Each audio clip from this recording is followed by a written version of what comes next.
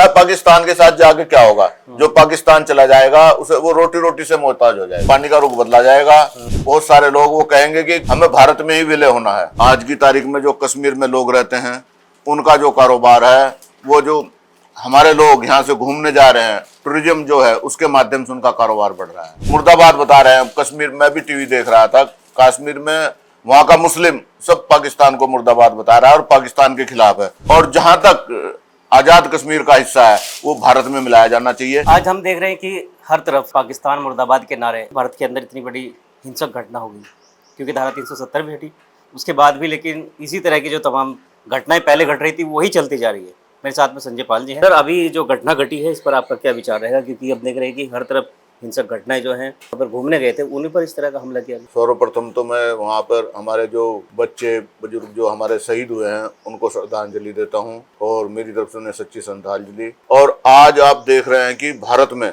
किस चीज की आवश्यकता है। ये आवश्यकता है आतंकवाद को बाहर निकालने की। आतंकवाद, पाकिस्तान की ओर से आतंकवाद किया गया है। इसके लिए हमारी सरकार को कड़ी इच्छा शक्ति रखने के बाद और कड़े फैसले लेने पड़ेंगे, और जो कि सरकार ले भी रही है। और मेरा मानना यह है कि देखो, इस बार कश्मीर के लोगों ने भी इसको गलत बताया है कि जो पाकिस्तान से आतंकवाद हो रहा है वो गलत है, क्योंकि वहाँ देख रहे हैं भारतीय जनता पार्टी के समय में वो धारा 370 हटी। धारा 370 हटने के बाद वहाँ अमन चैन हुआ, लोगों का कारोबार बढ़ा। आज की तारीख में जो कश्मीर में लोग रहते हैं उनका जो कारोबार है, वो जो हमारे लोग यहाँ से घूमने जा रहे हैं, टूरिज्म जो है उसके माध्यम से उनका कारोबार बढ़ रहा है। और उन्होंने देखा आज की तारीख में आजाद हैं और भारत के साथ हैं, और भारत के साथ रहने में उन्हें दिखाई दे रहा है कि तुम तो कारोबार भी कर सकते हो। तब वो आतंकवाद के साथ थे, वहाँ के लोग वो भूखे मर रहे थे और वो घरों में छिपते फिरते थे और डरते फिरते थे। आज की तारीख में वो भारत के साथ हैं, भारत के साथ हैं तो वो आजाद हैं एक तरह। और वो देख रहे हैं कि इससे अच्छा तो कुछ देश ही नहीं है।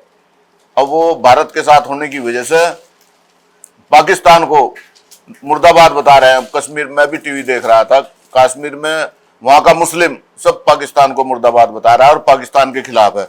और वहां की जो जल संधि है उसको भी समाप्त करने को कश्मीर के लोग ही कह रहे हैं। हमारे से ज्यादा कश्मीर के लोग कह रहे हैं कि पाकिस्तान के खिलाफ कार्रवाई की जानी चाहिए, और जहां तक आजाद कश्मीर का हिस्सा है वो भारत में मिलाया जाना चाहिए। ये कश्मीर के ही लोग कह रहे हैं। इतनी बड़ी घटना को अंजाम दिया गया, तो इसमें आपको लगता नहीं कि कोई जो लोकल का वो निवासी होगा जिसने सपोर्ट किया होगा? लोकल का इक्का दुक्का कोई होगा। वहां पर मैं भी महसूस कर रहा हूँ अधिकतर लोग भारत के साथ हैं और सब ये चाहते हैं कि यहाँ आतंकवाद ना हो, अमन चैन रहे, टूरिज्म चले और देश चले, सब ये चाहते हैं। अभी भारत से पाकिस्तान आने वालों पर भी कुछ पाबंदियां लगाई गई है, शायद आपने पढ़ा होगा भी। हाँ, वो मैंने सुना भी, पढ़ा भी, वापस भी भेजे जा रहे हैं, क्योंकि जो वीजा लेकर आते हैं उन्हीं में कई दाएं बाएं से आतंकवादी आते हैं। उसे रोकने के लिए देखो कड़े कदम उठाने पड़ेंगे। यहाँ से आना जाना पाकिस्तान के साथ बंद करना पड़ेगा, और वो समय दूर नहीं है। अब मैं समझता हूँ कि 26-27 तक, जहां तक भारतीय जनता पार्टी की जो सरकार है वो पाकिस्तान को अपने साथ विलय कर लेगी, क्योंकि पाकिस्तान में भी 50% से ज्यादा लोग ऐसे हैं वो चाहते हैं अमन चैन रहे। और जैसे भारत में अमीरी के साथ लोग रह रहे हैं, भारत आप देखते होंगे कि पूरे देश में आप देखें कोई घर आपको ऐसा नहीं मिलेगा जिसके पास स्कूटर मोटरसाइकिल ना हो। सबके पास सब साधन संपन्न लोग हो रहे हैं। और पाकिस्तान के आज भी झोंपड़ी, जो हमारे कभी 70 के दशक में यहाँ झोंपड़ियां दिखाई देती थी, पाकिस्तान में आज भी वो दिखाई देती हैं। तो वो लोग टीवी पे देखते हैं कि भारत कितना संपन्न देश है। तो जो यहाँ से लोग गए हैं वो अपने रिश्तेदारों से फोन पे बात करते हैं, वो पता करते हैं कि भारत में क्या स्थिति है।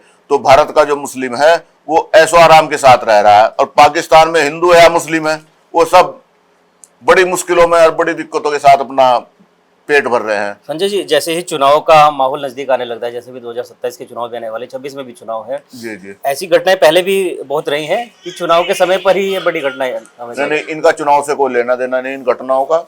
ये घटनाएं तो भारत को विकसित होता देखकर पाकिस्तान देखता है कि तुम भूखे मर रहे हो, केवल पाकिस्तान इसलिए करवाता है कि वो जलकर और भारत विरोधी होकर वो ये कार्रवाई करता है। अगर पाकिस्तान के अंदर मैं आपको बता दूं कि पेट्रोल की कीमत भी 350-400 रुपए पर लीटर है, और खाने पीने के तो लाले पड़े रहते हैं, लेकिन उसके बाद भी क्या पाकिस्तान इस तरह की घटना को अंजाम दे रहा है?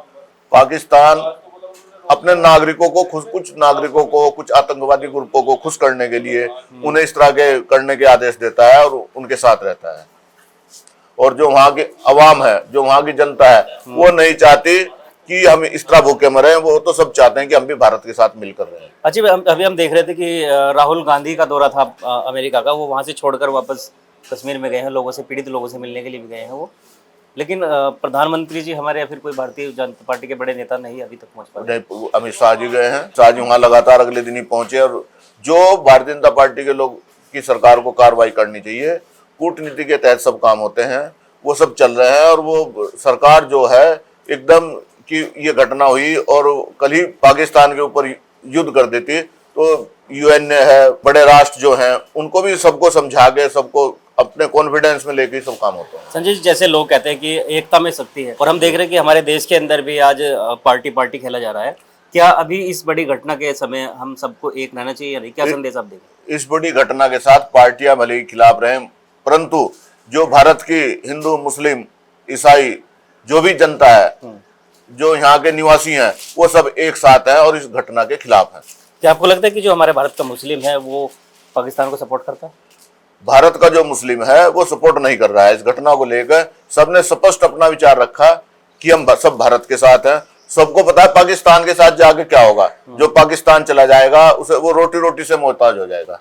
यहाँ पे ऐश्वर्या मिल रहा है, यहाँ का मुस्लिम घोड़ा गाड़ी में घूम रहा है, बड़ी बड़ी गाड़ियों में घूम रहा है, और पाकिस्तान में जाकर पैदल हो जाएगा। जो लोग यहाँ से बड़े बड़े जमींदार किसी समय में पाकिस्तान गए, आज उनकी हालत वहां पे बड़ी खराब है, दुर्दशा उनकी हो रही है, तो वो पछता रहे हैं। वहां जो यहाँ से लोग आज तक छोड़ कर गए, वो पछता रहे हैं कि हम पाकिस्तान में क्यों चले आए।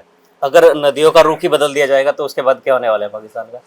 पाकिस्तान का रुख ही होगा एक दिन, जिस दिन पानी का रुख बदला जाएगा, कुछ समय बाद वहां की जनता, बलूच और बहुत सारे लोग वो कहेंगे कि हमें भारत में ही विलय होना है।